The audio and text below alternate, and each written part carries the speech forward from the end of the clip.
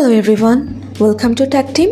Today in this video, I'm gonna show you how to unblock someone on Instagram in your Android phone. Before starting the video, please subscribe to Tactim. So, let's go. For this, you have to open your Instagram. Now go to your profile. Now go to this three line.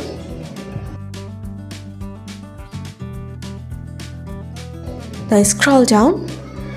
Here you'll find the option of blocked. You have to press on this. If you want to unblock someone, then press on this unblock. Then click on unblock. So this is how to unblock someone on Instagram in your Android phone. So guys, that's it.